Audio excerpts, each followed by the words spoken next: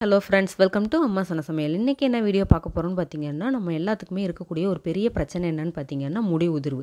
இந்த முடி உதிர்வை நம்ம சரி பண்ணுறதுக்காக ஹேருக்கு என்னென்ன நம்ம அப்ளை பண்ணி தேய்ச்சி குளித்தாலும் சரி, நம்ம என்னென்ன ஆயில் நம்ம தேய்ச்சிக்கிட்டாலும் சரி, நம்ம சாப்பிட்ற சாப்பாட்டு மூலிமா மட்டுமே தான் நம்ம முடி உதிர்வை ரொம்ப சீக்கிரமாக நம்ம சரி பண்ண முடியும்.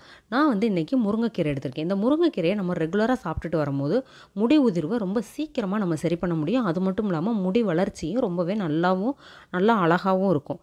அதே சமயத்தில் நம்ம முருங்கைக்கீரையை ரெகுலராக சாப்பாட்டில் நம்ம சேர்த்துக்க முடியுமானா அது நிறையா பேத்துக்கு முடியாது.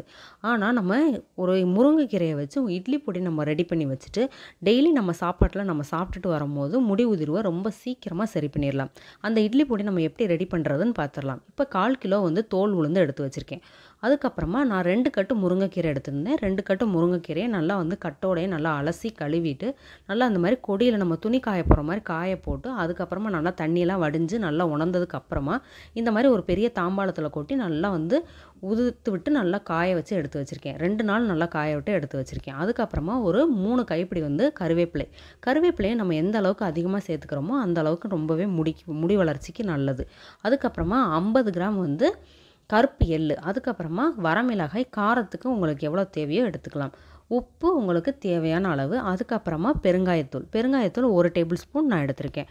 இப்போ எல்லாத்தையுமே நம்ம வறுத்து எடுத்துக்கலாம். ஃபஸ்ட்டு நல்லா அடிகனமான கடாயாக எடுத்துகிட்டு இப்போ 50 கிராம் நான் கருப்பு எள்ளு எடுத்து வச்சுருக்கேன். கருப்பு எள்ளை நம்ம ஃபஸ்ட்டு வறுத்து எடுத்துக்கலாம். கருப்பு எள்ளை யூஸ் பண்ணுறது அவ்வளோ நல்லது, உடம்புக்கும் நல்லது.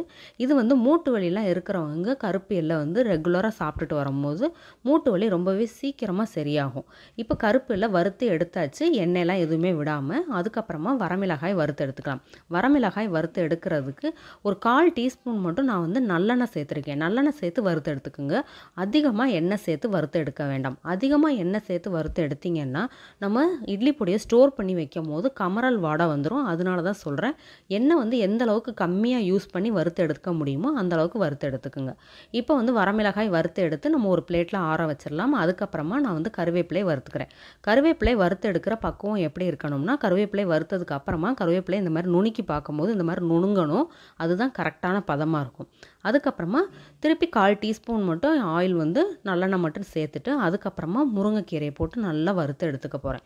நம்ம எல்லாமே கொஞ்சம் மீடியம் டு லோ ஃப்ளேம்லேயே வச்சு வறுத்து எடுத்துக்கணும். நம்மளுக்கு முருங்கைக்கீரைலாம் சீக்கிரமாக டக்குன்னு கருகிறதுக்கு சான்சஸ் இருக்குது. அதனால நல்லா லோ டு மீடியம் ஃப்ளேம்லேயே வச்சு நல்லா வறுத்து எடுத்துக்கிறேங்க.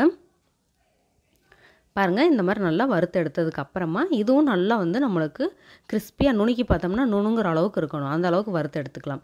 இப்போ முருங்கைக்கீரையும் வறுத்து எடுத்து ஒரு பிளேட்டில் கொட்டி ஆற வச்சிடலாம். ஆற வச்சதுக்கு அப்புறமா நம்ம எடுத்து வச்சுருந்த நம்ம தோல் உளுந்து யூஸ் பண்ணுறதுனால உடம்புக்கு நல்ல ஸ்ட்ரென்த்து கிடைக்கும். ரொம்பவே நல்லா ஸ்ட்ராங்காக இருக்கலாம். காலையில் இந்த இட்லி பொடி மட்டுமே வச்சு நீங்கள் இட்லிலாம் சாப்பிட்டு போனீங்கனாலே போதும்.